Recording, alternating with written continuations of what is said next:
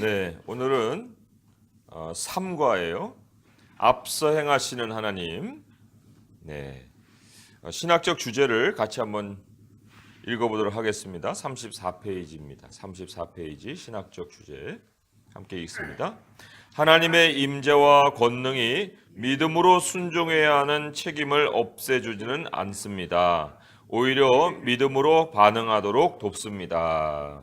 네, 우리 포인트를 잠깐 보시면 포인트 1은 하나님이 우리보다 앞서 친히 행하십니다 하는 것이 하나님의 임재와 권능에 대한 내용이에요. 그리고 포인트 2에는 하나님은 우리에게 믿음의 순종을 요구하십니다 했는데 신학적 주제에 믿음으로 순종해야 되는 책임이 있습니다. 그래서 그게 포인트 2에 해당이 되고요. 그다음에 포인트 3은 하나님은 우리에게 그분의 권능을 기억하고 증거하라고 요구하십니다 했는데 그게 이제 마지막 문단에 믿음으로 반응이라는 말에 이제 포인트 3의 내용을 우리가 다룰 거예요. 그러면 도입 부분을 제가 읽어보도록 하겠습니다. 군인들은 신병 훈련소에 입소해 제대할 때까지 정기적으로 훈련을 받습니다. 군대의 제식법, 행군법 등은 사실 몇 번만 배우면 다 할 수 있는 것들이지만 군 지휘관들은 몸으로 익힐 때까지 반복해서 가르칩니다. 그들은 사병들이 당연히 알고 있으리라 짐작하고 소홀히 가르치지 않습니다. 반복 연습은 단지 몸으로 기억하는 것 이상을 가르치기 때문입니다. 반복 연습을 통해 복종과 규율과 존중을 다음 세대에 가르치는 것입니다. 하나님은 애굽에서 이스라엘 백성에게 대대로 유월절 음식을 준비하고 자녀들에게 유월절의 의미를 가르치라고 명령하셨습니다. 어떤 면에서 보면 이 지시는 군대 훈련과도 같습니다. 반복 연습을 통해 순종, 규율, 하나님에 대한 경외심을 가르쳐주기 때문입니다. 질문을 보겠습니다. 믿음이 우리 삶에 확실하게 자리 잡고 또 다음 세대에 잘 전달될 수 있도록 하기 위해 실천하는 영적 훈련에는 어떤 것이 있습니까? 했어요. 오늘 그 앞에 도입 부분에 하나님께서 유월절 음식에 대한 것을 반복해서 행함으로 인해서 그것이 영적인 훈련이 되고 또 우리에게 기억되는 것이 된다고 말씀을 했는데 그 유월절이 벌어지고 있는 아예 그 사건 자체로 가보시면은 거기에 아주 소중한 말씀이 하나 기록이 돼 있어요. 출애굽기 13장 9절의 말씀에 이런 기록이 있습니다. 출애굽기 13장 9절 같이 한번 읽어보도록 하겠습니다. 이것으로 내 손의 기호와 내 미간의 표를 삼고 여호와의 율법이 내 입에 있게 하라. 이는 여호와께서 강하신 손으로 너를 애굽에서 인도하여 내셨음이니. 예.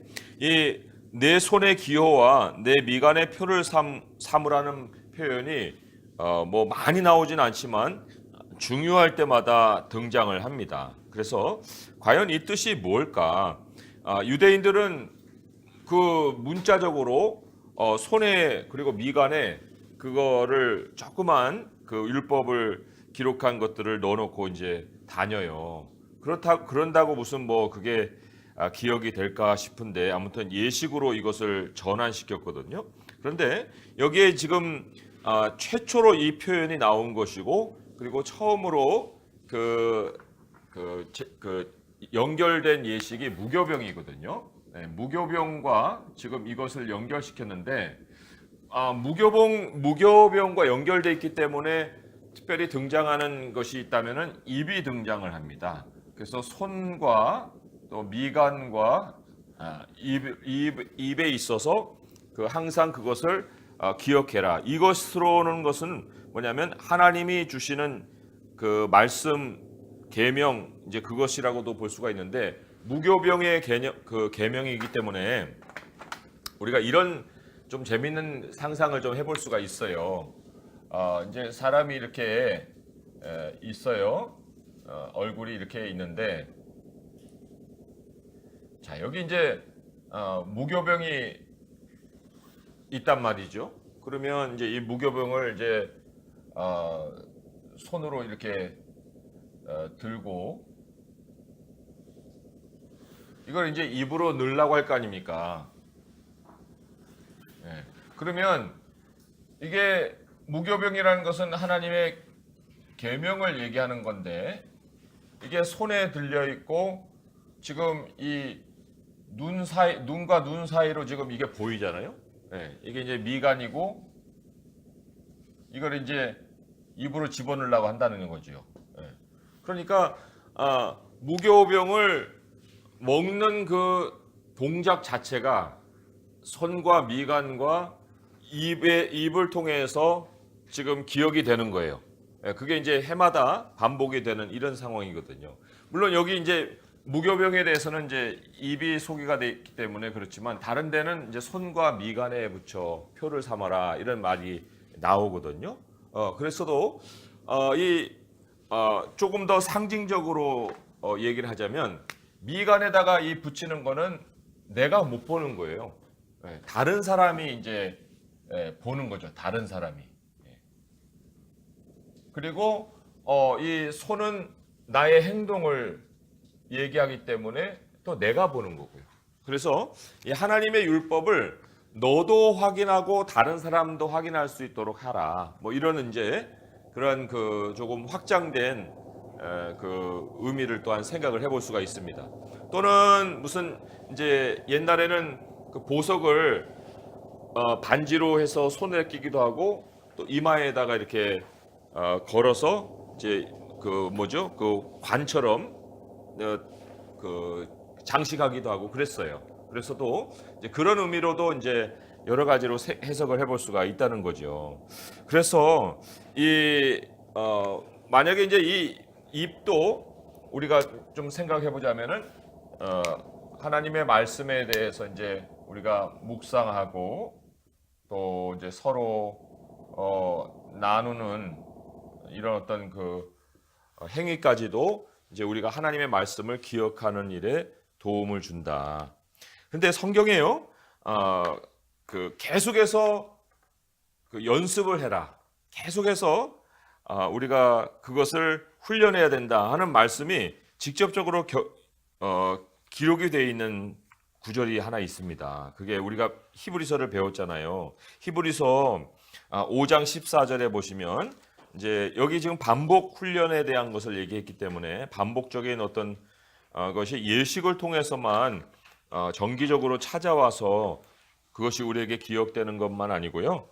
여기 5장 히브리서 5장 14절에 보시면 이런 말씀이 있어요. 히브리서 5장 14절 같이 한번 찾아서 읽어보겠습니다.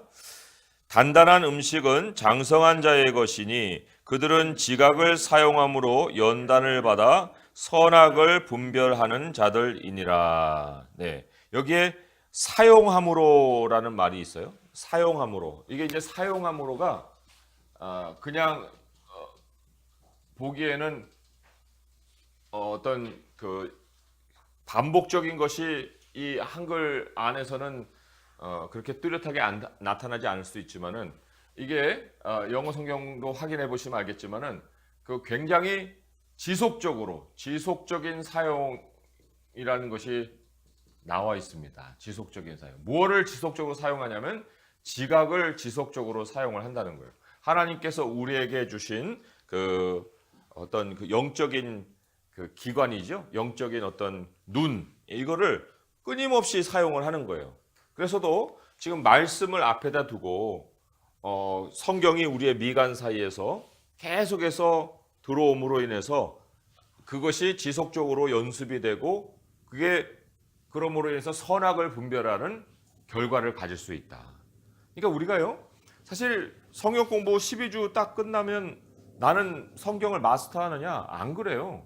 또 뭐 12권을 다 시리즈를 다 공부했다고 해서 마스터 되느냐? 아니에요. 평생 우리가 반복해서 영적인 훈련을 해야 된다는 거죠. 뭐 몇 번만 찾아보면 창세기부터 요한계시록까지는 뭐 쉽게 찾아낼 수 있어요. 몇 장을 찾으세요. 그러면 금방 찾을 수 있어요. 근데 찾았다고 해서 그러면 내용까지 다 아느냐? 그렇지는 않다는 거죠. 그래서도 우리가 좀 그 생각을 해볼 수 있고요. 그 다음에 신명기 말씀으로 가보시면 또 그 미간과 그다음에 손 말고도 또 하나 이제 소개가 되는 것이 있습니다. 여기 무교병에는 입이 소개가 됐지만 신명기 6장에 보시면은 그게 이제 반복함으로 인해서 그 다음 세대에게 그 말씀이 전해지는 그 상황을 얘기를 하는데요. 신명기 6장 8절 그리고 9절 같이 읽어볼게요. 너는 또 그것을 내 손목에 매어 기호를 삼으며 내 미간에 붙여 표를 삼고 또 내 집 문설주와 바깥문에 기록할지니라. 여기에는 이제 문이 나옵니다. 문설주와 문이 나오는데 이 문설주라는 것은 어떤 개인의 집을 얘기하는 거예요. 개인의 집 이렇게 문설주에 붙이는 거라면 그 바깥문이라는 것은 무슨 뭐 담장이 있어서 현관문, 대문 이런 얘기가 아니고요. 이거는 이제 게이트를 얘기하는 거죠. 성읍의 문을 얘기하는 거예요. 그래서 우리 일반적으로 개인적으로 출입하는 집안에서도 사적인 장소에서도 우리가 기억을 해야 되고 공적인 자리에서도 하나님의 말씀을 늘 우리가 대할 수 있어야 된다. 그런 그 장치들을 우리가 마련해 놔야 된다는 얘기죠. 그래서 사실 이 성읍의 문에다가 그 기호를 삼으라 할 때 모든 공동체가 함께 말씀을 배울 수 있는 그런 그 기억 장치죠. 그래서 우리가 교회에 와서도 예배드리고 또 성경 공부하고 이런 것도 정기적으로 우리가 준비를 딱 해놓으면 그것이 바로 이제 와서 말씀을 기억할 수 있는 자리가 되는 거고요. 또 개인으로도 뭐 문설주에다가 한다고 하면은 이제 그것은 우리 집안에서도 내가 매일같이 아침에 일어나서 말씀 보고 기도하는 시간이 그냥 뜨문뜨문 있는 게 아니고 반복해서 있을 때에 그게 하나님의 말씀을 또 우리가 충실하게 기억할 수 있는 장치가 된다. 그래서 여러 가지로 우리가 생각해 보되 오늘 인용한 히브리서 5장 14절에 지각을 사용한다는 것만큼은 끊임없이 이 지각이요 멈출 수 있어요. 생각이 끊임없이 이렇게 하나님 말씀과 교통을 하면은 그 마음이 부드러워지고 또 우리 마음의 어떤 염려라든지 이런 것들이 평안으로 바뀌는데 그렇지 않고 뜨문뜨문 보면요 마음이 굳은 살이 배겨요. 그리고는 지각도 잘 안 돌아가고. 그러니까 그게 굉장히 중요하다는 얘기죠. 자, 이 세션에서라는 것 같이 한번 읽어보겠습니다. 이 세션에서 우리는 하나님이 여호수아를 자기 백성의 새로운 지도자로 어떻게 세우시는지 보게 될 것입니다. 여호수아 3장에 나오는 많은 말씀과 행동은 이스라엘 역사 속에 등장하셨던 하나님의 말씀과 행동을 연상시킵니다. 하나님은 자기 백성이 하나님의 신실하심과 능력과 지혜를 되새길 수 있도록 훈련시키셨습니다. 그리스도인은 현존하시며 권능이 있으신 하나님이 우리는 알지 못하나 주님은 분명히 알고 계시는 미래로 우리를 인도해 주실 것을 믿고 따라야 합니다. 네, 포인트 1 읽어볼게요. 하나님이 우리보다 친히 앞서 행하십니다. 네, 본문 말씀 한 목소리로 읽어주시기 바랍니다. 시작. 여호수아 너희는 자신을 청결하게 하라. 여호와께서 너희 가운데 기이한 일을 행하십니다. 여호수아가 또 제사장들에게 말하였는데 언약궤를 메고 백성의 앞서 건너가매 곧 언약궤를 메고 백성의 앞서 나아가라. 여호와께서 여호수아에게 이르시되 내가 오늘 온 이스라엘 목에서 크게 하여 내가 모세와 함께 있었던 것 같이 너와 함께 있는 것을 그들에게 알게 합니다. 너는 언약궤를 맨 제사장들에게 명령하여 이르기를 너희가 요단 물 가에 이르거든 요단에 들어서라. 여호수아가 이스라엘 자손에게 이르되 이리 와서 너희의 하나님 여호와의 말씀을 들으라 하고 또 말하되 살아계신 하나님이 너희 가운데 가나안 족속과 헷 족속과 이웃 족속과 그리스 족속과 기르가스 족속과 아모리 족속과 여부스 족속을 너희 앞에서 반드시 쫓아낼 줄 이것으로 너희가 알리라. 보라 온 땅에 주의 언약궤가 너희 앞에서 요단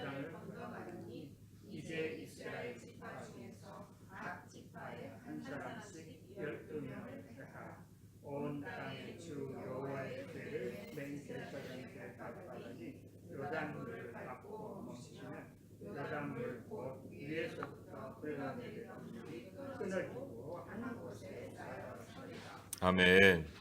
여호수아는 하나님이 놀라운 일을 행하실 것이라고 백성에게 공표했습니다. 그 놀라운 일이 무엇인지는 알 수 없었지만 그들은 기대감에 한껏 들떴습니다. 그러나 하나님이 그들을 위해 준비하신 것들을 받으려면 그들 스스로 준비되어야 할 책임이 있었습니다. 성결 혹은 정결이란 하나님이 그들 가운데 일하실 수 있도록 사람이 자신을 거룩하게 구별하는 행위를 말합니다. 여기 하나님이 이제 너희는 자신을 성결하게 하라고 했잖아요. 그러니까 이 성결이라는 것은 하나님의 임재로 우리가 들어가는 준비를 해야 되는 거예요. 하나님의 임재는 거룩하기 때문에 우리가 임재와 만나려면은 우리 하나님의 임재로 들어가려면 우리 안에 정결함과 성결함이 있어야 된다. 예. 사람이 자신을 거룩하게 구별하는 행위를 말합니다. 단순히 마음을 혼미하게 하는 것을 제거하는 것만이 아니라 하나님이 우리 안에서 그리고 우리를 통해 일하실 수 있도록 온 마음을 다해 내적으로 준비하는 것입니다. 앞에 왜 기대감이라는 말이 있었잖아요. 그러니까 이 성결에는 막 혼란스러운 생각만 딱 없애면 되는 것이 아니라 정말 하나님이 행하신다, 하나님이 정말 이루실 것이다라는 어떤 마음의 준비까지 기대감을 가지는 것도 속할 수가 있다고 볼 수 있어요.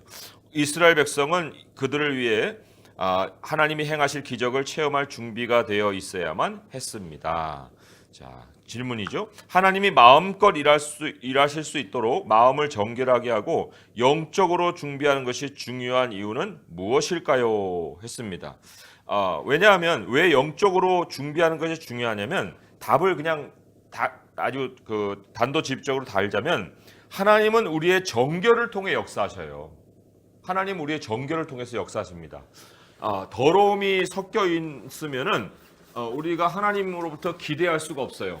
그래서 두 마음을 품으면 그 두 마음에서는 하나님의 역사가 일어나지 않는다. 그것이 야고보서가 얘기해 주는 그 메시지잖아요. 그러니까 우리의 정결이라는 것은 결국 한 마음이다. 하나님을 향한 하나의 어떤 일관된 마음을 품는 것. 여기저기 이렇게 되는 것이 아니죠. 그리고 여기 하나님이 마음껏 일하실 수 있도록 이라는 말이 나왔는데 그게 성령 충만을 풀어 말하는 거예요. 성령 충만. 성령 충만이 어떤 양적인 것을 얘기하는 게 아니고요. 하나님이 마음껏 일하시는 것, 마음껏 일하시는 것이 성령 충만이에요. 하나님의 주권이 전적으로 인정되는 그런 것을 성령 충만이라고도 볼 수가 있죠. 그러려면은 에베소서 5장 18절에 보니까 술 취하지 말라 그랬어요. 에베소서 5장 18절에 술 취한 것은 방탕한 것이니 너희는 성령의 충만을 받으라. 그러니까 이 술에 취한다는 게 문자적으로 술도 얘기할 수 있지만 다른 것에 이렇게 우리가 중독이 되면 또 빠져들어가면은 그 안에서 생각이 돌아가기 때문에 하나님께서 마음껏 일을 못해요. 그래서도 성결의 준비가 안 된다고 볼 수 있는 거죠. 우리 야고보서 1장 27절에 보시면 하나님이 요구하시는 경건이 있습니다. 경건이 이제 과부와 고아를 환난 중에 돌아보고 자기를 지켜 세속에 물들지 않는 거라고 얘기했어요. 그러니까 세속에 물들지 않는다는 것도 결국 술 취함과 연결시킬 수 있는 개념이거든요. 그런데 그 세속에 물들지 않는 마음을 가지려면은 우리가 무엇을 먼저 가지고 있어야 되느냐? 야고보서 1장으로 한번 가보셔서 야고보서 1장 27절의 말씀 한번 거기 확인을 해보겠습니다. 야고보서 1장 25절부터 해서 27절의 말씀인데요. 야고보서 1장 25절에서 27절인데 거기에 보시면은 25절에 자유롭게 하는 온전한 율법이라는 말이 나와요.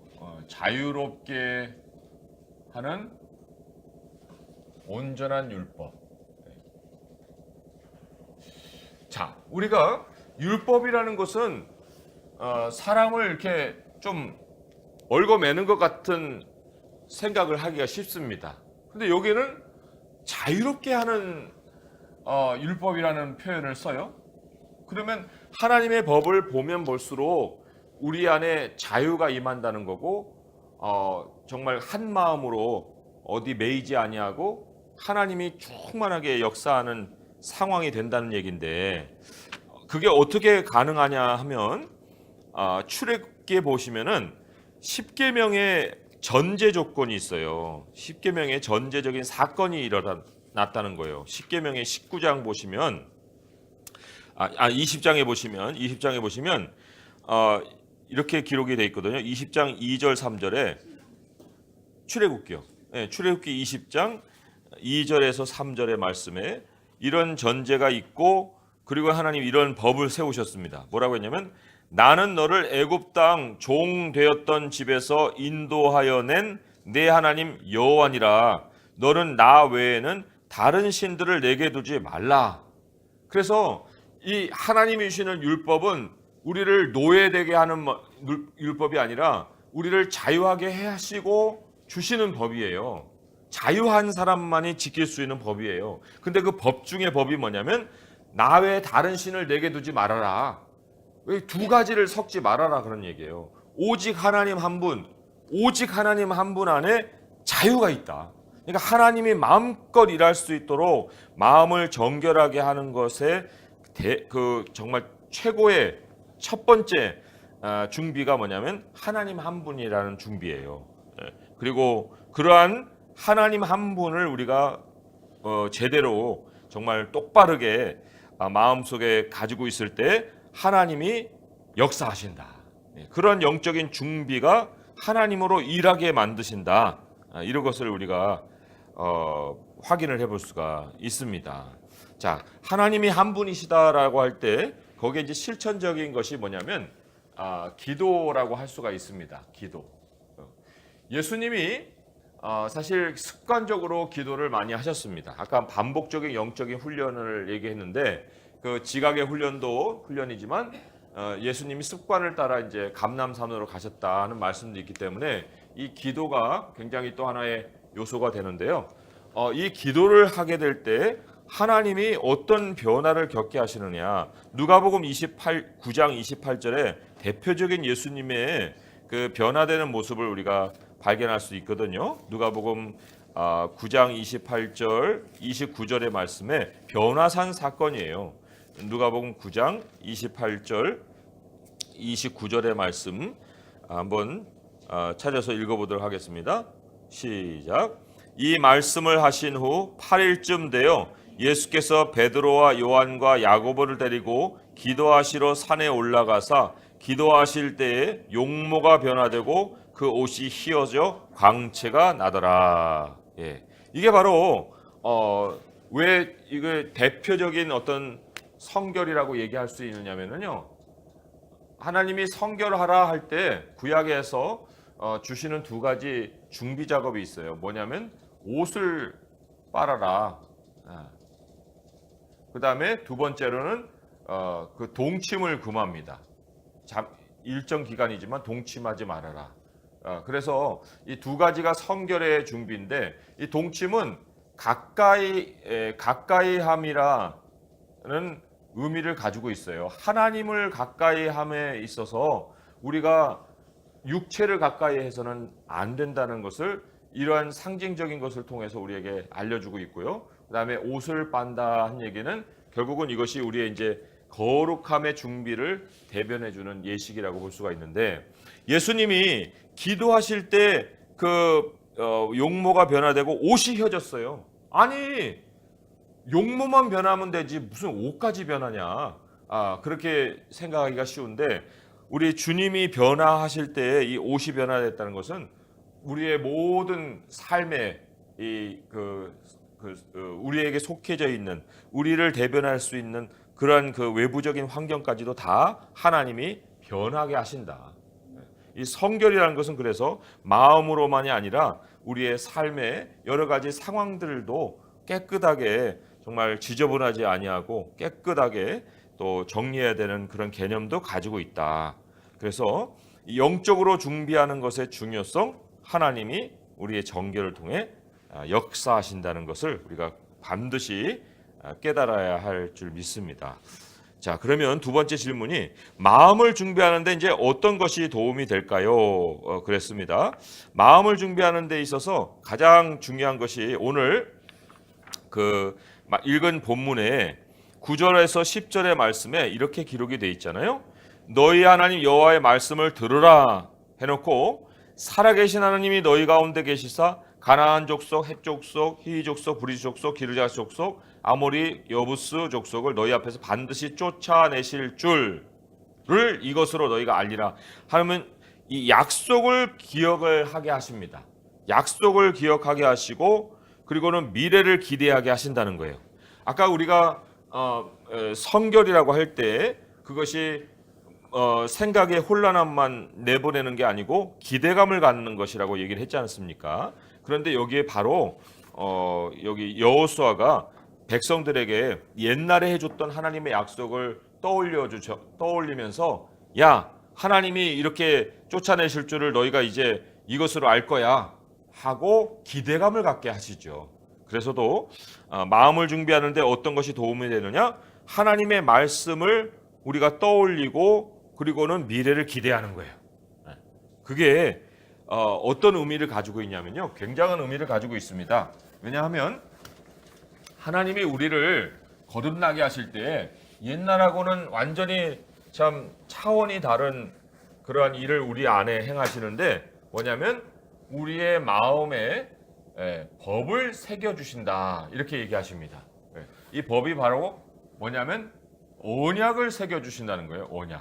언약을 어디에다가 그 표시를 남기시냐면 우리 마음에다가 표시를 남기시는 거거든요. 근데 하나님께서 큰 일을 행하실 때마다 언약을 갱신하십니다. 백성들과 함께.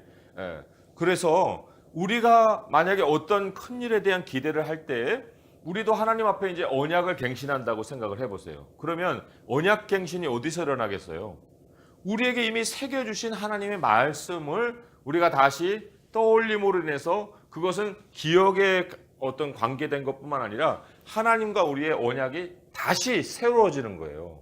하나님과 내가 약속한 것이 다시 부각이 되어서 하나님이 이 언약을 반드시 이루시리라 하는 기대감을 갖게 하는 거죠. 그러니까 여호수아가 그렇게 방식으로 백성들에게 땅의 정복의 약속을 끄집어내서 하나님이 이렇게 하실 거야 라는 것처럼 그것조차도 이제 어떤 면에서 언약을 우리가 떠올리는 것이라 볼 수 있는데 우리도 그렇게 할 수가 있다는 거예요.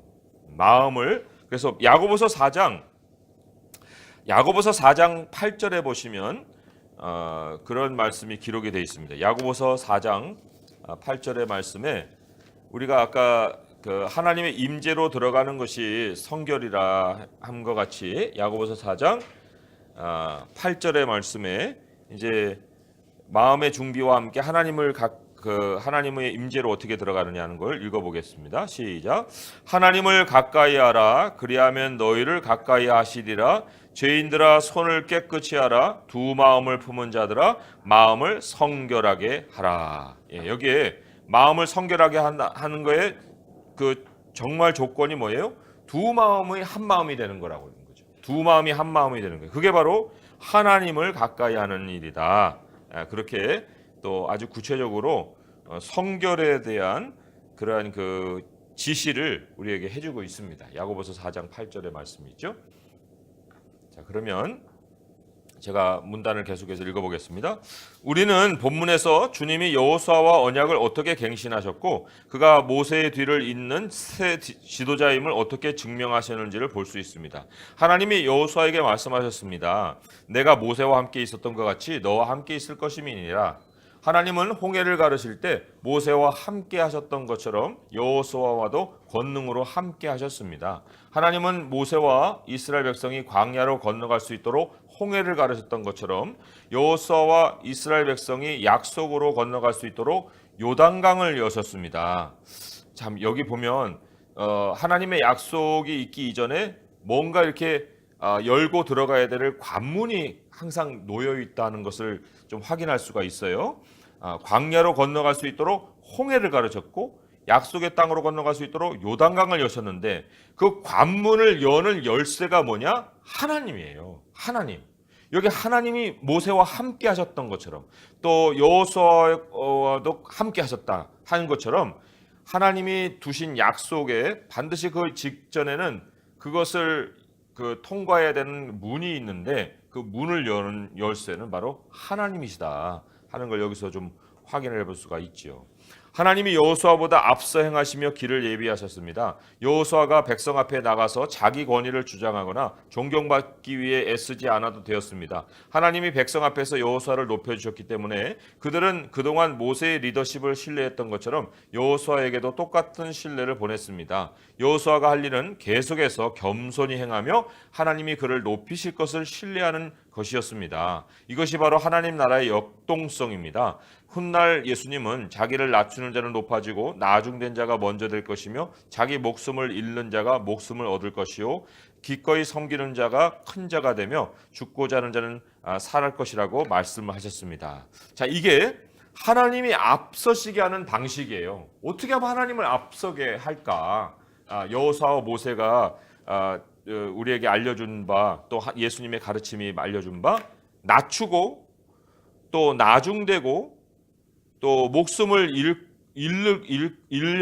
생명을 연연하지 않고 목숨을 잃는다는 게 그런 거거든요. 생명을 연연하지 않고 기꺼이 섬기고 죽고자 하는 거예요. 이렇게 되면 하나님이 앞서신다는 거죠. 그리고는 우리가 정말 취했던 것과는 완전히 반대되는 결과를 가져오신다. 낮췄는데 높이 해주시고 나중되는데 먼저 되게 하시고 목숨을 잃었는데 얻게 하시고 기꺼이 섬겼는데 큰 자가 되게 하시고 죽고자 했는데 살게 해주시는 하나님의 일이 끊임없이 이어진다. 그래서 이 여호수아가 혼자서 용 써가지고 자기가 앞서서 지도력을 발휘하려고 그런 생각을 하지도 않았어요. 하나님이 행하게 하시는 대로만 잘 겸손하게 따라갔을 때 하나님이 앞서시는 모든 일들을 경험할 수가 있었다. 이게 하나님이 행하시는 역동성이라 그렇게 얘기했지 않습니까? 자, 질문을 보겠습니다. 하나님이 여호수아에게 그와 함께 하시며 능력을 베풀어 주실 것을 약속하시는 것이 중요한 이유는 무엇일까요? 했는데 중요한 이유는 아까도 설명드렸지만 인생의 모든 난관은 하나님으로 인해 극복할 수 있기 때문에 그래요. 그래서 하나님이 너와 함께 하겠다라는 이 약속이 얼마나 중요한지 몰라요. 이 약속이 없으면은 보장이 안 되면 그 다음이 없어요. 그 다음을 어떻게 가야 될지 몰라요. 그 약속은 그래서도 우리가 어떤 일을 행할 때 하나님의 약속 그거를 기다리는 것도 중요하고요. 약속을 기다리고 또 약속을 확인하는 것. 그래서 그 다음으로 이어가는 것이 얼마나 중요한지 모릅니다. 너무 마음이 먼저 급하다고 결정부터 내리고 조급하게 행하다가는 거기에서 낭패를 보기가 쉽거든요. 자, 그래서 두 번째 질문이 이렇게 이어지고 있어요. 인생 역경 가운데 그게 이제 난관이잖아요. 하나님은 어떤 방식으로 우리보다 앞서 행하십니까? 했습니다. 아까 이제 낮아지고 나중되고 목숨을 잃고 섬기고 죽고자 하는 그런 방식으로 이제 우리보다 앞서 행하신다고 말씀을 하셨지 않습니까? 자, 그럴 때 우리가 기다리고 약속을 확인하는 방식을 아주 구체적으로 하나님의 인도를 받는 방식을 베드로후서 1장 8절이 상세하게 소개를 해주고 있습니다. 베드로 1장 8절의 말씀. 우리가 어떻게 하나님의 인도를 받아요? 어떻게 확인하죠? 어떻게 하면 하나님이 그거를 우리에게 알려주셨다는 것을 알 수가 있습니까? 이런 질문들을 이제 많이 하지 않습니까? 베드로후서 1장 19절의 말씀이죠. 1장 19절의 말씀 거기를 찾아서 같이 한번 읽어보도록 하겠습니다. 베드로후서 1장 19절 시작. 또 우리에게는 더 확실한 예언이 있어 어두운 데를 비추는 등불과 같으니 날이 새어 샛별이 너희 마음에 떠오르기까지 너희가 이것을 주의하는 것이 옳으니라. 자, 이거는 그림을 통해서 좀 우리가 이해를 할 필요가 있습니다. 자, 어둠이 있어요. 어둠이 이렇게 있습니다. 근데 우리에게 더 확실한 예언이라는 것은 성경을 얘기하는 거죠. 예전에 시내산에서 율법을 주셨잖아요. 그런 율법은 이제 듣고 그냥 마음으로 받는 거지만 더 확실한 예언은 하나님이 기록해 주신 말씀을 얘기하는 거거든요. 그 이제 성경이 있는데 성경이 어떤 역할을 하냐면 어둠 속에 있는 등불의 역할을 하는 거예요. 등불의 역할. 그래서 이렇게 이제 옛날에 유대인들은 이제 이런 등불을 켰지 않습니까? 예. 이렇게 등불이 딱 켜지면은 이 어두움도 밝아진다는 거죠. 그런데 우리는 어디 있느냐면요. 우리는 지금 여기서 하나님의 말씀을 지금 보고 있습니다. 하나님의 말씀을 보고 있어요. 이 세상이 어두워요. 세상이 어두운데 그 어두움 속에 하나님의 말씀이 다 비추고 있어서 어두움을 이제 비추는 등불과도 같아요. 그런데 우리가 이 등불을 이제 봅니다. 등불을 볼 때 어떤 현상이 일어나냐면 언제까지 이 등불을 봐야 되느냐? 마음속에 샛별이 딱 떠올라요. 샛별이 떠올라 가지고 마음이 환해지는 거예요. 이때까지 주의해서 이 말씀을 보라는 거예요. 하나님의 말씀이 앞에서 비춰주는데 그 말씀의 등불 정도가 아니고 그 말씀의 등불이 내 마음속에 어두웠던 마음이 이 샛별이라는 것은 깜깜한 어두움 같은 데에서 첫 번째 떠오르는 별이잖아요. 그리고 첫 번째 떠오르는 별이 점점 이제 아침을 알리게 되고 그리고는 환한 아침이 온단 말이죠. 그래서도 하나님의 말씀을 그냥 건성으로 읽을 것이 아니라 말씀의 등불 앞에 내 마음을 비추고 계속해서 이게 무슨 뜻일까? 어떻게 하나님은 행하실까? 하나님은 나에게 무엇을 약속해 주셨지? 하고 말씀을 묵상하다 보면 거기서 깨달음이 임하는 거죠. 깨달음이 임하고 그 깨달음이 내 마음을 환하게 비춰, 야, 이거구나 라는 확신을 가질 수 있는 것까지 가라 그런 얘기예요. 그래서 여기 마음에 떠오르기까지 너희가 이것을 주의하는 것이 옳다. 떠오르기까지. 하나님은 반드시 떠올려 주시기 때문에 떠오르기까지라고 얘기를 하는 거예요. 그래서 매번 이 하나님의 인도하심을 받을 때마다 성경이 우리 안에 분명히 있어야 되고요. 그 성경의 말씀을 통해서 우리 마음에 이제 하나님이 별을 떠올려 주시고 날이 밝게 해줄 때까지 마음이 평안함을 얻을 때까지 우리 멈출 수 있고 가만히 서서 하나님의 생각을 읽어볼 수가 있었는 거죠. 시편 119편 105절 유명한 구절이잖아요. 주의 말씀은 내 발의 등이요 내 길의 빛이니이다. 그죠?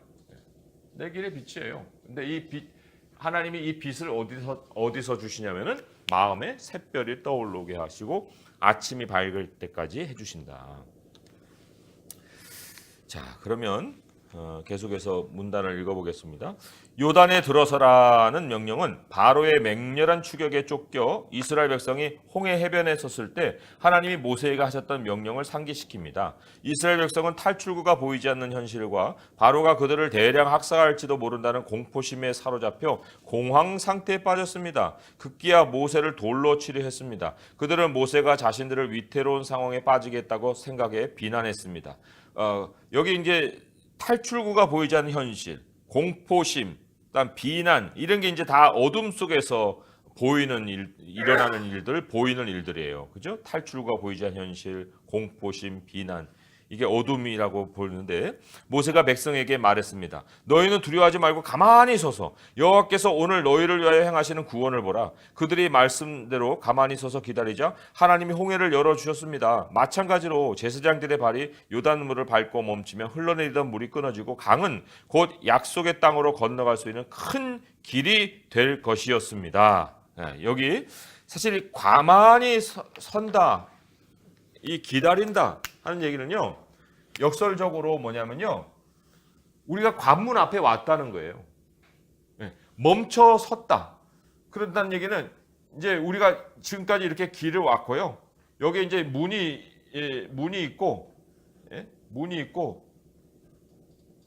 그리고는 그 다음 길이 열리기 위해서 여기에 멈춰 서 있는 거죠. 가만히, 하나님이 왜 우리를 맨날 가만히만 있게 하십니까? 우리는 앞으로 갈 인생해야 되잖아요. 근데 왜 세월은 가는데 나는 멈춰 있을까? 그거는 반드시 하나님께서 이 관문을 통해서 다음 길로 인도하실 그 순간이 있기 때문에 그런 거예요. 믿음을 점검하는 것이기도 하고 하나님이 앞서 행해 주시는 어떤 그런 것을 우리가 이제 정규적으로 체험하는 것이기도 하는데, 어쨌든 이때는요 다른 답이 없어요.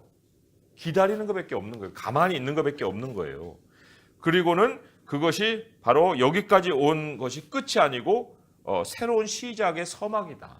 이거를 우리가 이제 매번 하나님을 체험하면서 얻는 결론이는 거예요. 그래서 끊어진 강은, 이게 강이라고 생각하고 있어요. 강. 이게 강은 아까 여기서 뭐라고 써 있습니까? 강? 예. 약속의 땅으로 건너갈 수 있는 큰 길이라고 그랬잖아요.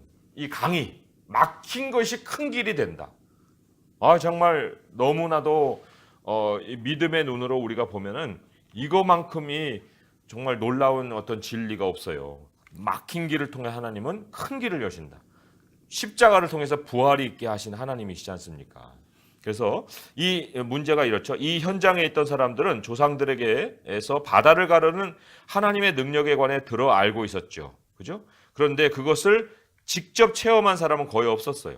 각 세대가 단순히 전해 내려오는 이야기에 의지하지 않고 스스로 주님이 베푸는 놀라운 일의 증인이 되는 것이 중요한 이유는 무엇일까요? 했습니다.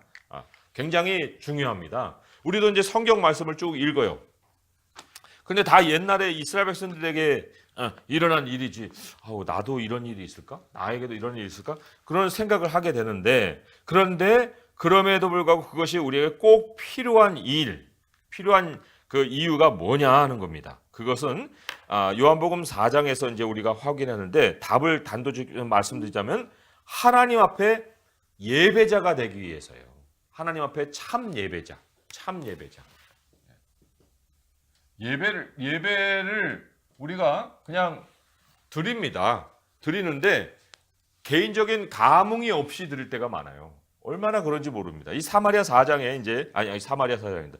요한복음 4장에 사마리아 여인이 등장하는데 그 여인의 변화를 한번 보세요. 변화를 보시면 요한복음 4장 20절부터 해서 몇 구절 제가 씹어서 읽어드릴게요. 요한복음 4장 20절에 보면 사마리아 여인이 이런 얘기를 해요. 우리 조상들은 이 산에서 예배하였는데 당신들의 말은 예배할 곳이 예루살렘에 있다 하더이다. 자기 얘기 안 해요. 자기 조상들 얘기, 또 유대인들의 얘기, 뭐 이런 식으로 이제 들은 얘기를 가지고 예수님을 찾아 나가서 얘기를 한단 말이죠. 그리고 25절에 보시면, 요한복음 4장 25절에 보시면 여자가 이르시되 메시아 곧 그리스도라 하는 이가 오실 줄을 내가 아노니 그가 오시면 모든 것을 우리에게 알려주시리이다. 들은 얘기는 또 알고 있어요. 들은 얘기를 가지고 이제 반복하고 있는 이런 상황인데, 35절에 보시면 제자들도 그런 태도를 가지고 있어요. 이제 예수님이 여자하고 얘기하는 거를 이제 듣고 이제 그 제자들의 그 반응을 통해 예수님이 이렇게 얘기했죠. 너희는 넉 달이 지나야 추수할 때가 이르겠다 하지 아니하느냐? 그러나 나는 너에게 이르노니 너희 눈을 들어 밭을 보라 희어져 추수하게 되었다. 남 얘기가 아니다. 먼 미래 뭐 이런 거 아니다. 그러면서 변화가 어디서 일어나냐면 요한 4장 29절에 보니까 이렇게 나오죠. 여자가 물동이를 버려두고 동네로 들어가서 사람들에게 이르렀다는 얘기가 있죠. 그리고는 내가 행한 모든 일을 내게 말한 사람을 와서 보라. 이는 그리스도가 아니냐. 자기에 대한 이 직접적인 체험을 한 거예요. 하나님과 자신이 직접 만나는 체험을 한 거죠. 또 42절에 보시면 사마리아 동네 사람들도 이랬잖아요. 그 여자에게 말하되 이제 우리가 믿는 것은 네 말로 인함이 아니니 이는 우리가 친히 듣고 그가 참으로 세상의 구주인 줄 알미라 하였더라. 이게 무엇으로 바뀌냐면요. 옛날에 어둠 속에는 불평하는 사람, 또 방관하는 사람, 회의하는 사람, 뭐 탈출구가 보이지 않네, 뭐 어쩌네 하고 이렇게 두려움에 휩싸인 사람들이 다 예배자로 바뀌는 거예요. 하나님은 영이시니 하나님은 그 예배하는 자를 찾으시느니라 말씀을 하지 않습니까? 그죠? 하나님은 자기에게 이렇게 예배하는 자를 찾는다 했는데 누구예요? 영과 진리로. 영과 진리로라는 것은 하나님을 만나고 하나님의 말씀 안에서 자신을 발견하고 하나님과 직접 정말 소통하는 그러한 체험을 한 사람, 그 사람을 하나님은 예배자로 얘기한다는 거예요. 욥이 또 하나의 어떤 큰 예라고 볼 수가 있습니다. 욥기 42장 5절, 6절, 9절을 보시면은 욥이요. 전에는 하나님에 대해서 사실은 들은 정도로 하나님을 섬겼어요. 그러니까 맨날 그냥 조심스러운 삶만 살았지 않습니까? 그런데 하나님을 직접 체험하고 난 다음에 욥에게 일어나는 변화가 예배예요. 예배. 왜 예배냐면은 욥기 42장 5절 6절 먼저 한번 읽어보겠어요. 시작. 내가 주께 대하여 귀로 듣기만 하였사오나 이제는 눈으로 주를 배웁나이다. 그러므로 내가 스스로 거두어드리고 티끌과 재 가운데서 회개하나이다. 804쪽이죠. 그런데 이렇게 이 욥이 자기가 듣던 하나님이 아니라 보는 하나님으로 직접 체험을 하고 난 다음에는 하나님께서 어떻게 변화시켜 주시냐면요. 9절의 말씀을 한번 보세요.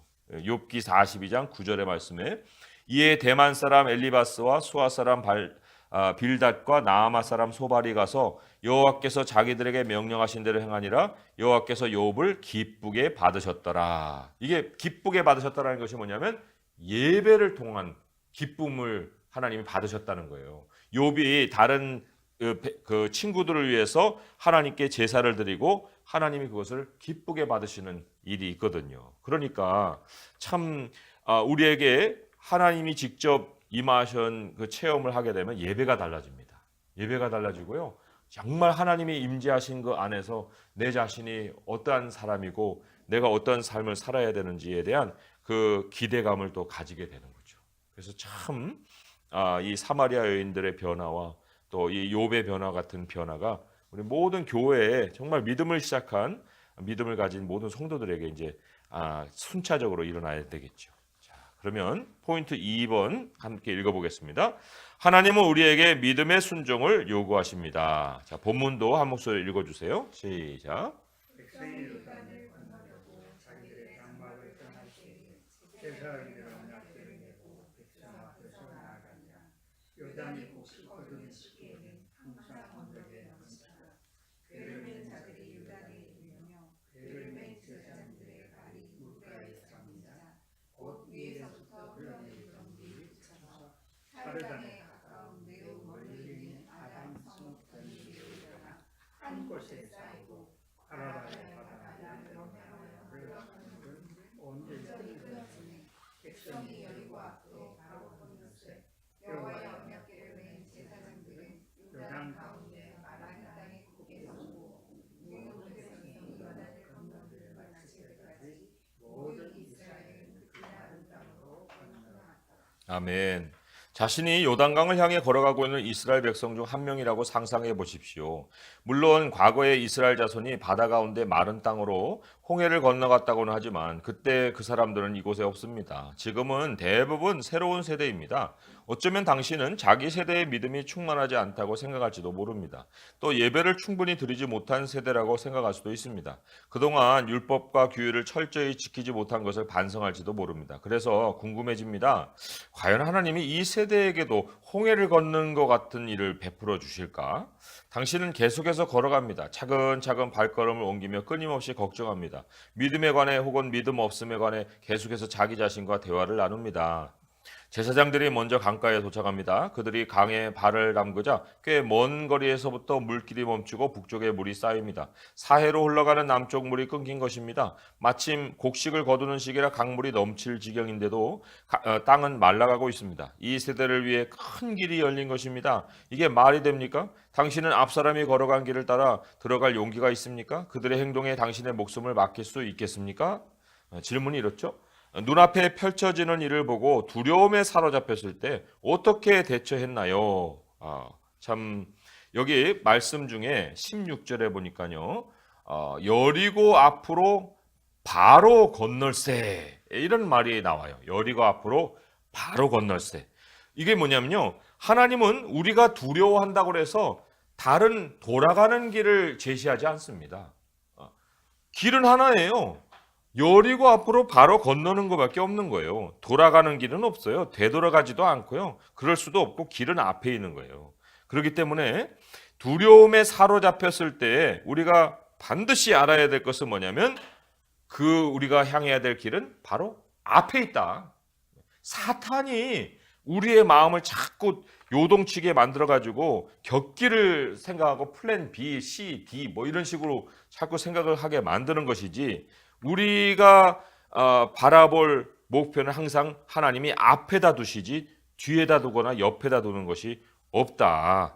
이거를 우리가 좀 확인을 해볼 필요가 있고요. 그래서도 어떻게 대처했나요? 했는데 그 대처한 그 좋은 예를 우리 예수님에게서 찾아볼 수 있어요. 히브리서 12장의 말씀에 1절, 2절의 말씀 우리 너무 귀한 말씀이에요. 히브리서 12장 1절, 2절의 말씀 보겠습니다.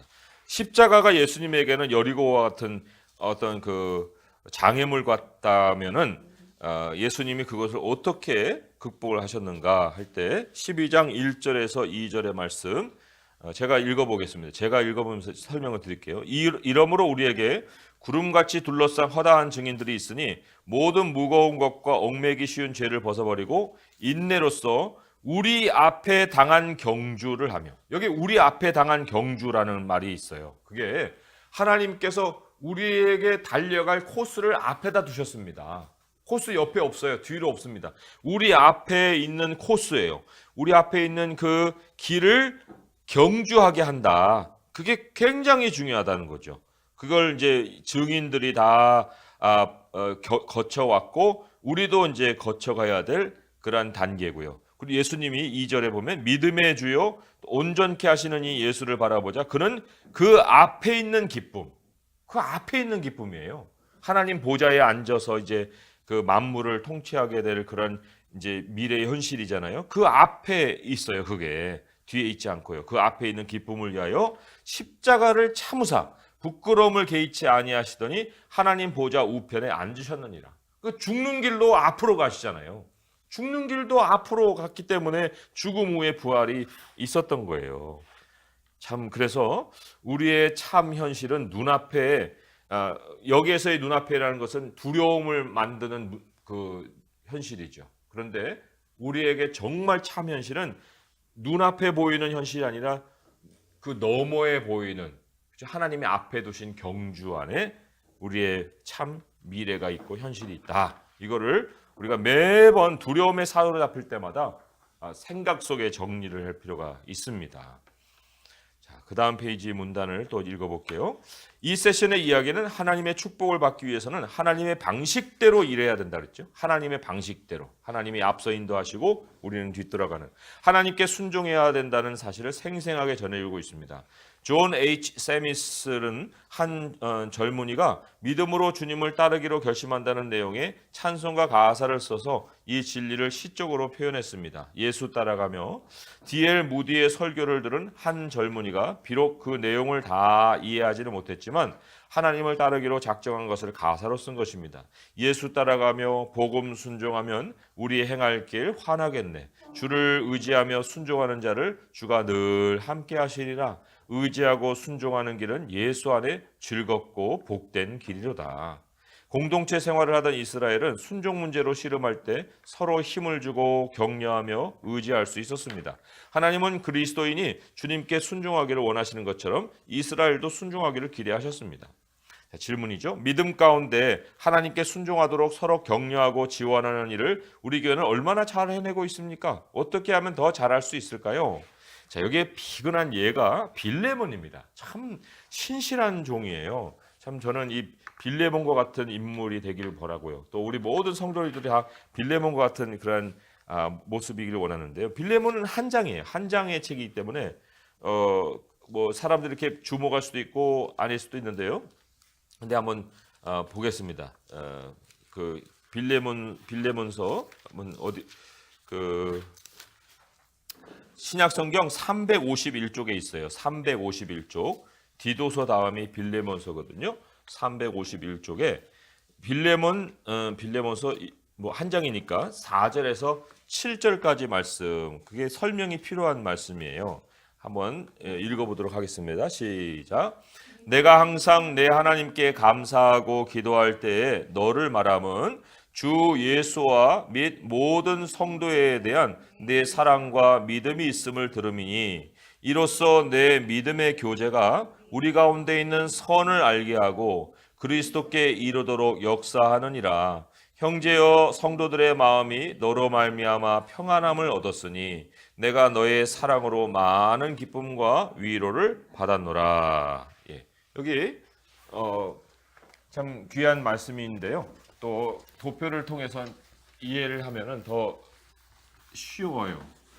하나님이 항상 우리에게 주시는 것은 좋은 거예요. 좋은 거. 여기에도 좋은 것이라고 나왔나요? 거기 선이죠. 선이라고 6절에 선이라고 얘기했지만, 근데 이게 선이 좋은 거예요. 좋은 것이되 뭐 영어로는 다 good 해서 다 똑같은 거예요. 근데 이 좋은 것이 어디에 지금 숨겨져 있어요? 어디에 숨겨져 있냐면은 우리 안에, 우리 가운데 하나님이 선을 땅속의 보화와 같이 이렇게 숨겨 놓으셨다는 거죠. 좋은 거예요. 교회 안에는요 다 좋은 거밖에 없어요.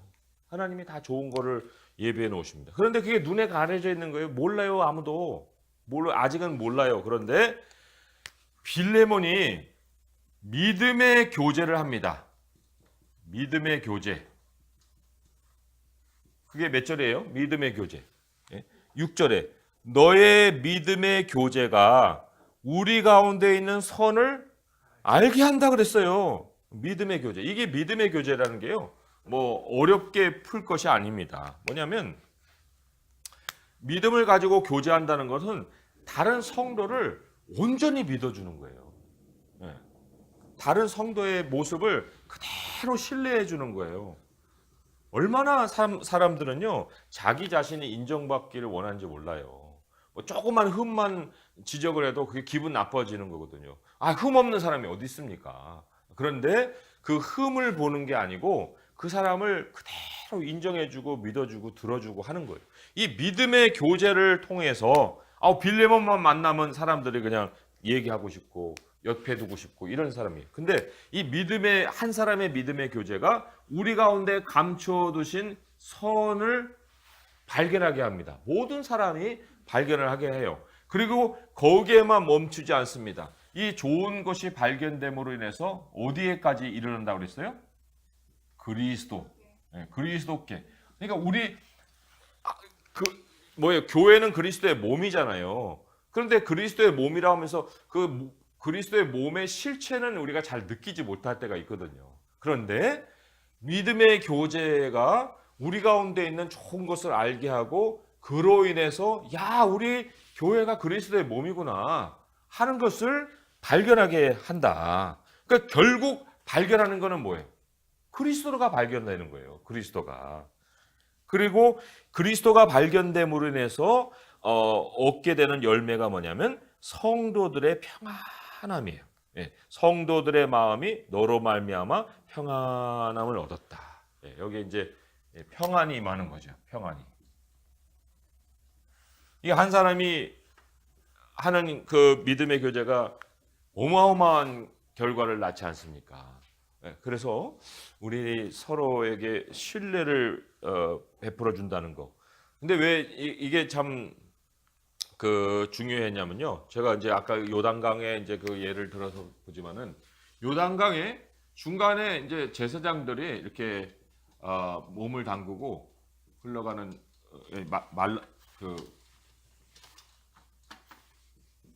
흘러가는 그 요단강에 이제 발을 담그고 여기 이제 언약궤를 가지고 중간에 서 있어요. 예. 그리고는 이제 사람들이 이렇게 지나갑니다. 다 건널 때까지 지나가는 거예요. 이 역할이 뭐냐면 이게 믿음의 교제인 거예요. 믿음의 교제. 자기가 먼저 본이 되는 모습을 가지는 거죠. 그럴 때 사람들이 두렵고 믿음도 없고 또 아직은 정말 그 확신도 없는 그런 분들이 저 사람들이 아직 서 있네. 서 있는 중에는 나도 괜찮겠지 하고 들어가서 이제 건너가고 내가 건널 때 물이 확 덮치는 거 아니야? 그래도 저 사람도 아직 서 있잖아 하고 이렇게 같이 갈 수 있는 거잖아요. 그러니까 이 선례의 역할을 한다는 것이 얼마나 중요한가. 여기 그리고 또 하나 서로 격려하고 지원하는 일을 우리가 해야 되는 근본적인 이유 중에 하나가 히브리서 이제 말씀 또한 우리가 중요하게 배웠는데 거기를 한번 가보면요. 동물의 세계도요. 무리에서 떨어져 나오는 것들을 사자가 잡아먹어요. 아주 맹수에게 잡히거든요. 이 사탄도 사자로 비유했기 때문에 히브리서 10장 24절 25절에 이런 말씀이 있잖아요. 한번 읽어보겠어요. 시작. 서로 돌아보아 사랑과 선행을 격려하며 모이기를 패하는 어떤 사람들의 습관과 같이 하지 말고 오직 권하여 그날이 가까움을 볼수록 더욱 그리하자. 여기 서로 돌아보고 사랑과 선행도 격려하지만 모임도 권하라는 거예요. 모임도. 그래서 함께하자. 이 빌레몬이 했던 것도 만약 그런 거죠.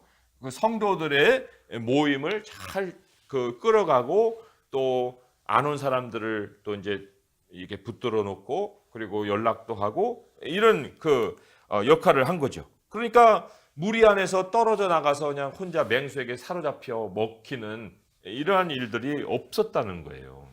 그래서도 우리가 참 이 하나님께 순종한다는 것이 결코 혼자 하는 일이 아니라 같이 하는 일이다.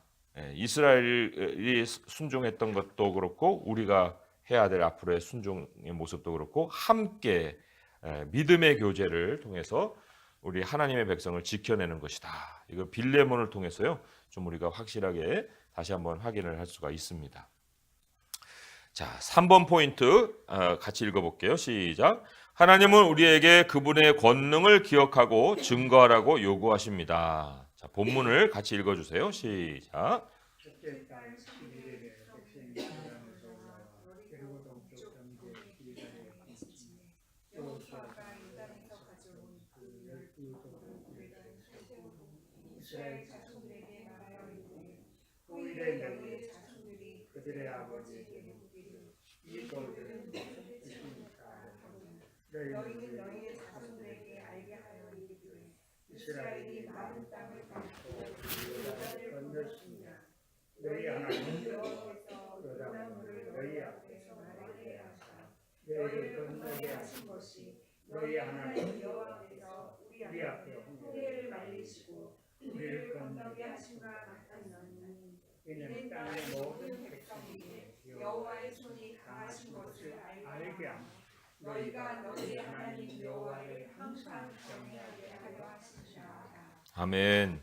여호수아는 12지파를 대표하는 12명에게 지시해 요단강 가운데서 돌들을 취하게 했습니다. 그리고 그는 이제 그 돌들을 길가에 세우게 하고 그 이유를 설명합니다. 그는 이 돌들이 이스라엘 백성이 요단강 가운데 마른 땅으로 건널 수 있도록 하나님이 길을 내신 것을 기념하고 기억하게 하기 위해 세워졌다고 했습니다. 그리고 미래의 자손들이 이 돌들은 무엇을 뜻하는 것입니까? 하고 물으면 알 수 있도록 모든 부모와 지도자가 그들 자손에게 이 뜻을 반드시 가르치도록 했습니다.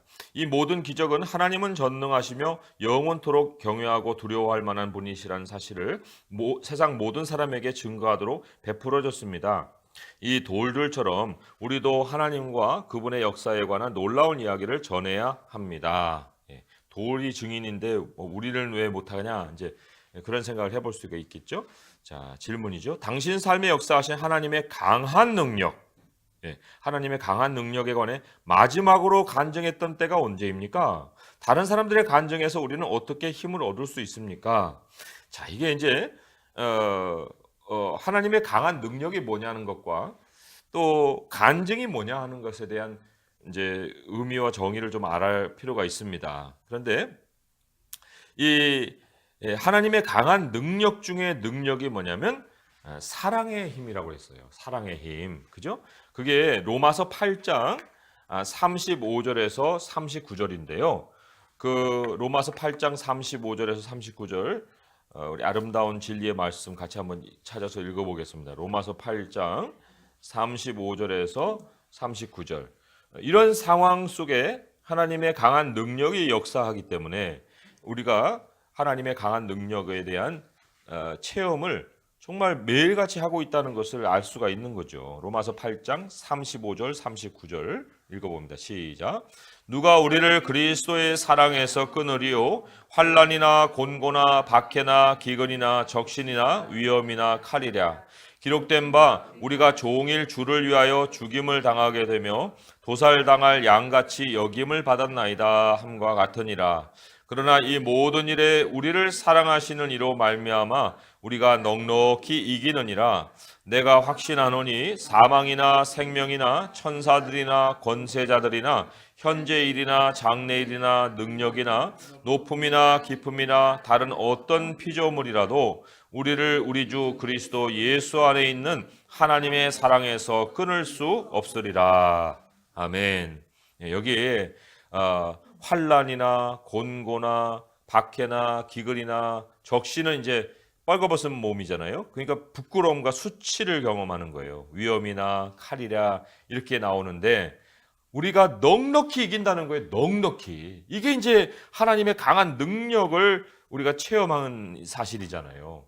저도 한국에 들어와서 3년 반 동안 너무너무 참 힘든 삶을 살았지만 지금 이 순간과 그때를 비교하면 지금 넉넉히 이기고 있는 이런 상황이에요. 근데 그게 어디에서 오는 거냐면 하나님의 사랑의 힘에서 온다는 얘기죠. 그런데 그것을 우리가 이제 다른 사람들에게 간증을 합니다. 저도 이제 저의 얘기를 하고 이제 사람들 이제 그거를 들으면 어떤 기대감을 갖게 되냐면 야, 하나님이 나에게도 동일한 패턴으로 일하시겠구나. 이 기대를 할 수 있는 거예요. 동일한 패턴으로. 왜냐면요, 이 오늘 읽은 본문 40페이지에 이런 말씀이 있습니다. 23절부터 너희 하나님 여호와께서 요단물을 너희 앞에서 마르게 하사 너희를 건너게 하신 것이 너희 하나님 여호와께서 우리 앞에 홍해를 말리고 우리를 건너게 하신 것 같다. 그러니까 홍해를 가른 얘기를 해주면은 여리고를 앞에 두고 이제 요단강을 두려워하는 이 사람들에게 우리도 이 강을 건널 수 있겠네? 라는 그 확신과 기대감을 갖게 한다는 거예요. 왜냐하면 하나님은 그 일하시는 패턴이 일정하시거든요. 그 성경의 패턴이 우리의 삶에 그대로 일어날 수 있는 일이죠. 그래서도 우리가 무엇을 자랑해야 하냐면은 하나님의 말씀의 깨달음을 자랑할 수 있어야 됩니다. 그리고 하나님이 그렇게 말씀대로 역사하셨다는 실제적인 어떤 사건을 우리가 또 자랑할 수 있는 거예요. 그게 바로 간증인데요. 예레미야 9장 24절에 하나님이 이거를 자랑해라 하고 아예 정의를 내려주신 것이 있어요. 예레미야 9장 24절의 말씀이에요. 예레미야 9장 24절의 말씀, 구약성경 1065쪽에 있습니다. 1065쪽이나 1066쪽, 예레미야 9장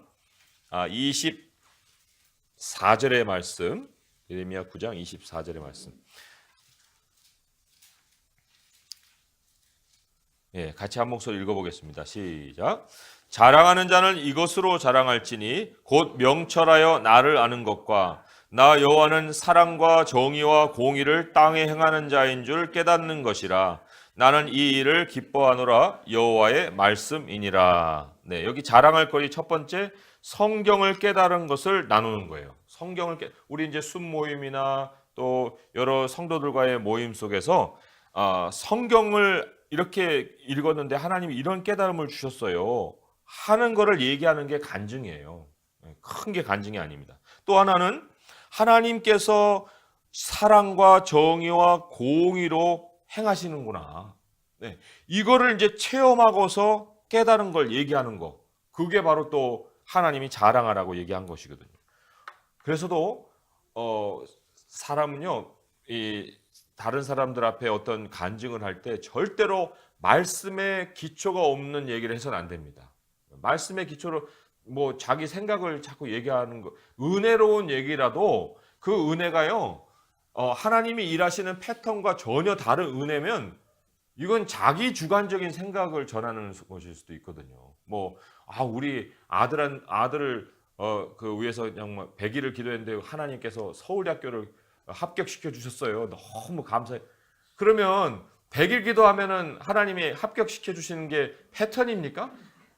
그렇게 생각하면 안 되는 거예요. 그러니까 말씀에 대한 어떤 깨달음을 통해서 일과 사건을 연결시켜서 사람들에게 얘기해야 나도 그러한 정말 일이 일어나겠구나 하는 그 기대감을 말씀에 기초를 두지 그 다른 데 기초를 안 둘 거 아닙니까? 그러니까 하나님이 여기 우리에게 강한 능력으로 행하신 일들은 다 사랑과 연결되어 있고요. 그리고 여러 우리의 열악한 상황 속에 넉넉히 이기게 하신 그러한 일들이 우리의 모든 공의와 사랑의 간증거리가 되는데 거기에 대해서는 또 일상적으로는 말씀의 깨달음을 나누는 일도 우리의 간증이 되어야 된다 하는 것을 생각해 볼 수 있어요.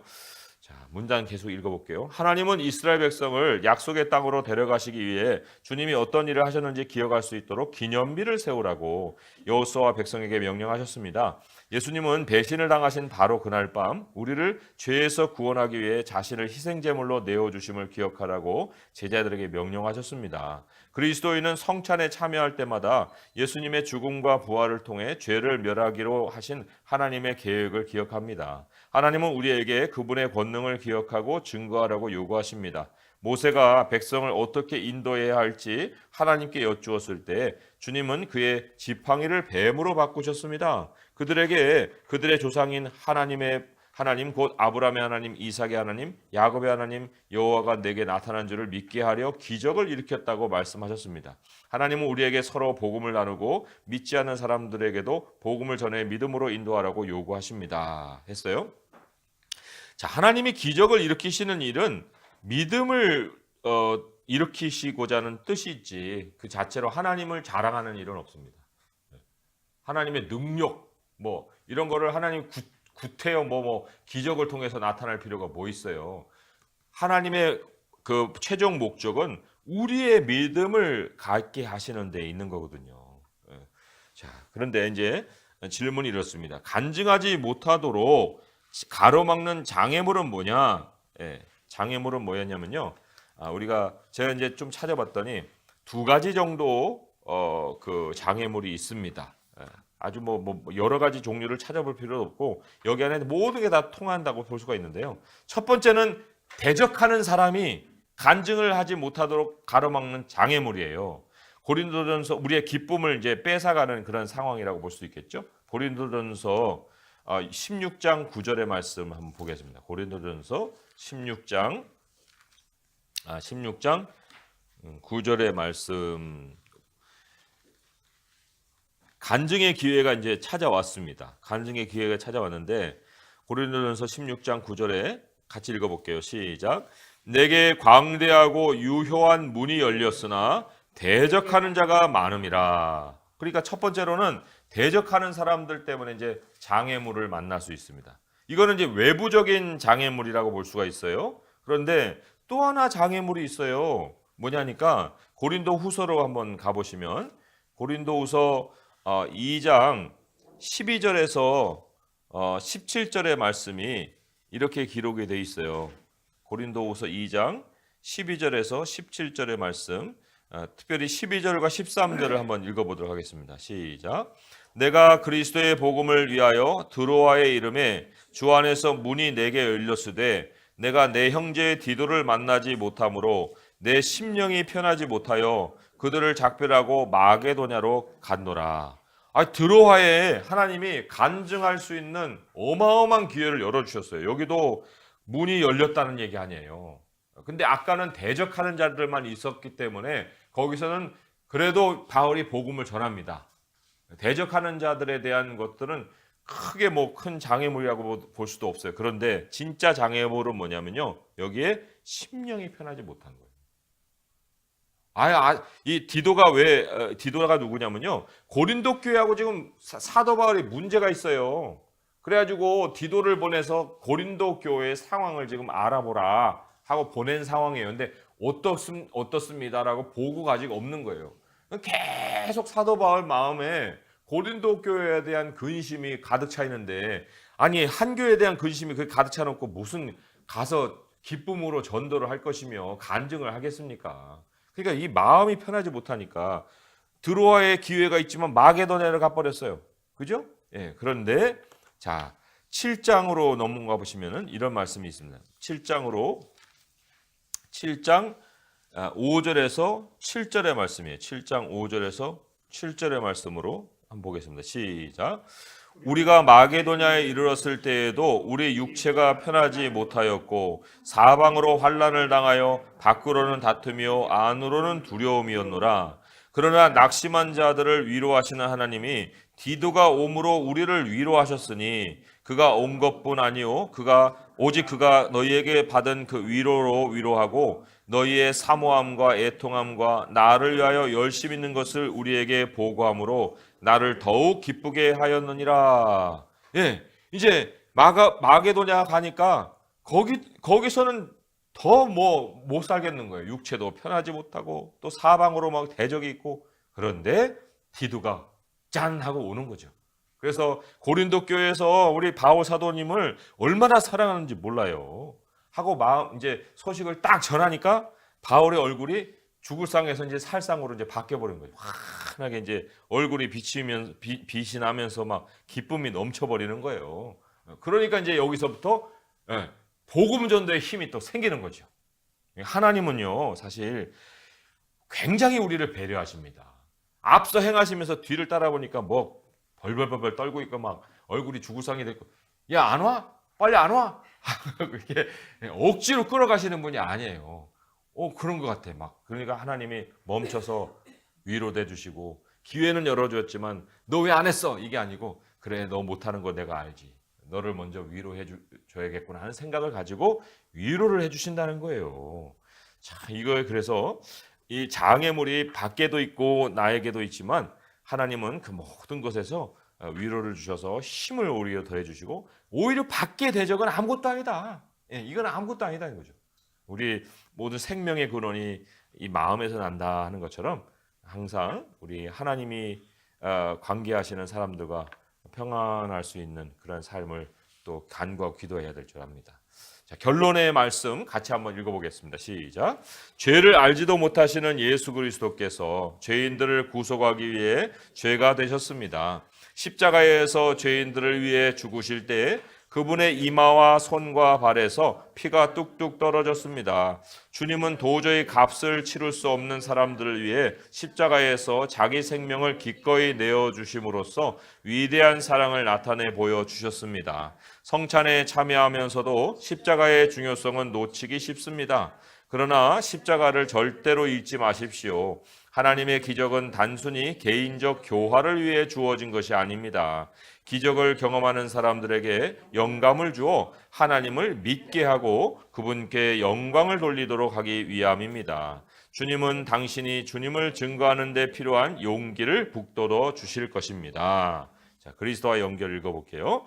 예수님도 우리의 구원을 위해 자신이 죽으심을 기억하라고 말씀하셨습니다. 그리하여 예수님의 속죄의 죽음을 나타내는 성찬을 제정하시고 이를 기념하여 행하라고 명하셨습니다. 하나님의 계획, 우리의 사명입니다. 한 번 더 읽어볼게요. 하나님은 우리를 위해 그리스도께서 행하신 위대한 일들을 사람들에게 전함으로써 그들도 그리스도의 능력을 알게 하라고 우리를 부르셨습니다. 포인트 요약해 봅니다. 1번은 하나님이 앞서 행하시며 그분의 권능을 보여주신 경험이 있다면 나눠보십시다 했는데, 우리가 정결에 대해서 배웠잖아요. 우리가 정결할 때 가장 큰 하나님의 역사를 경험합니다. 그러니까 경험한 걸 나눠보라고 했지만 이제 실제로 우리가 적용해 볼 수 있는 것이 우리가 정결할 때에 가장 큰 하나님의 역사를 경험한다. 그걸 우리가 패턴을 통해서 이제 확인한 거예요. 왜냐하면 기적 이전에 하나님은 우리를 정결하게 하는 준비를 매번 하셨다는 거예요. 그러니까 미리 우리가 정결하면 하나님이 역사를 더 크게 하지 않겠어요? 기적 전에 하나님이 우리를 정결하게 하시는 준비가 있었다면 우리가 정결하면 하나님의 큰 역사를 경험하지 않겠냐 그런 얘기예요. 그래서 우리가 정결할 때 가장 큰 하나님의 역사를 경험한다. 왜냐하면 기적 전에 하나님은 우리를 정결케 준비하시기 때문이다. 그랬고요. 그다음에 두 번째 포인트는 이랬죠. 하나님이 앞서 행하실 수 있도록 우리의 준비는 낮추는 거, 또 나중되는 거, 낮추고 나중되고 또 그 생명을 걸고, 생명을 아까워하지 않은 거죠. 낮추고 나중되고 또 목숨을 걸고 기꺼이 섬기고, 그죠?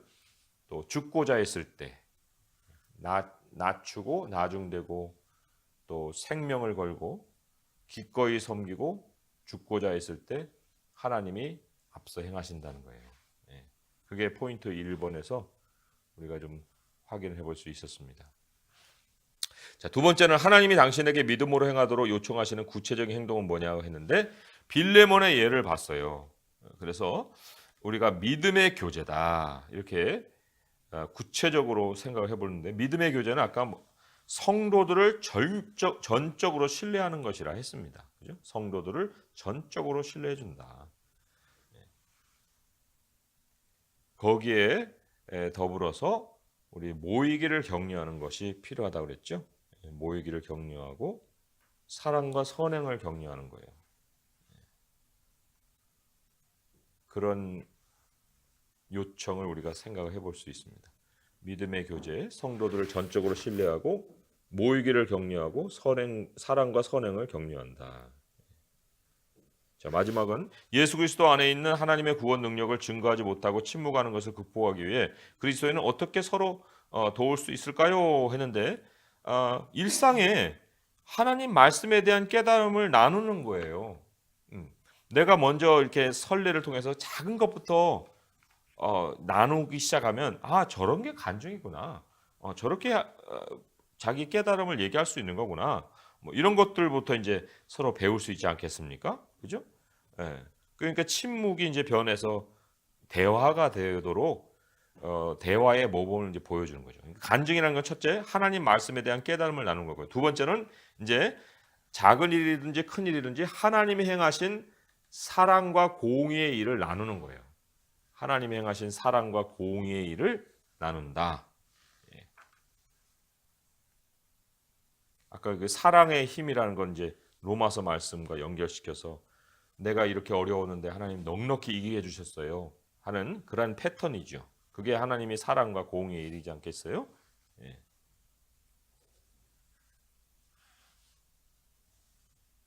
하나님 아버지 감사합니다.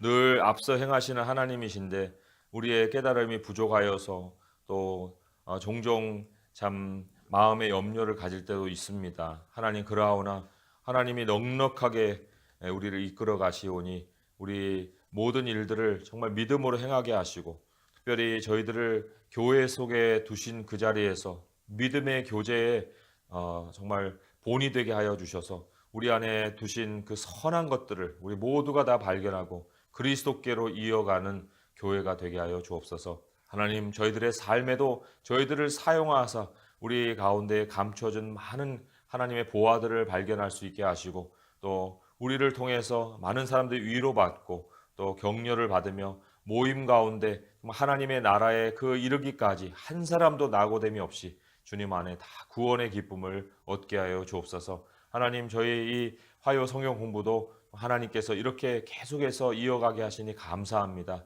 이 자리에 정말 주님이 오셔서 말씀하여 주시고 또 배움과 깨달음이 간증으로 바뀌어서 우리들의 삶의 나눔이 정말 간증이 정말 충만할 수 있도록 하시고 하나님이 행하시는 일들에 대한 체험을 우리가 더 정말 하나님을 배워가며 또 하나님과 동행하며 우리 가운데 쌓아갈 수 있게 하시고 또 우리의 삶에 세상의 눈이 보고 하나님의 역사를 또 깨달을 수 있도록 하여 주옵소서. 예수님의 이름으로 감사하며 기도합니다. 아멘.